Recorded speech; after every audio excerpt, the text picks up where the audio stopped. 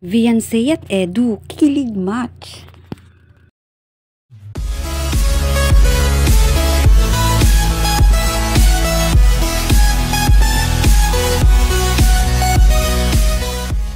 Viancy at Edu inaabangan sa birthday debut party ng bunsong kapatid ni Kalinga Prab na si Pao.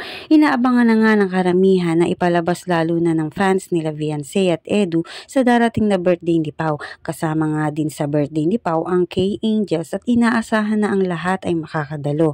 Di lang di umano kay Pao manunood ang mga fans and viewers dahil naroon din ang mga sikat na love team na inaabangan ng lahat. Kabilang na nga rito ay si Viancy at Edu na sobrang inaabangan ng viewers. Dahil meron daw umano ito sila Viancy at Edu na special number sa party ni Pao. Sa ensayo pa lang ng kanilang sayaw ay madami nang kinikilig sa dalawa.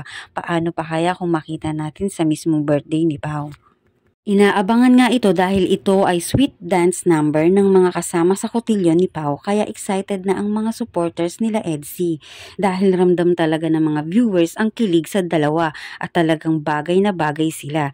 Isa sa mabilis na natuto sa practice ay ito ngang love team ni Edsy dahil di sila nahihiya sa isa't isa kaya madali rin nilang natutunan ang step ng sayaw. Isa rin sa inaabangan ng viewers ay ang magiging kasuotan ng dalawa, lalo na si Viancy dahil kahit ano ang ipasuot sa kanya ay bagay dahil alam naman natin na magaling itong magdala ng damit.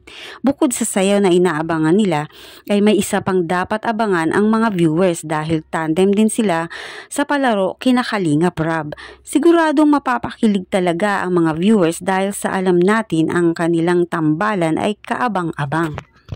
Kaya ating abangan ang mga susunod na kaganapan kay Kalinga Prab sa debut party ni Pao na ang kanyang kapartner doon ay si Edwin na talaga namang bagay din sila at ang iba pa nating mga tambalan na ka-Angels at K-Boys.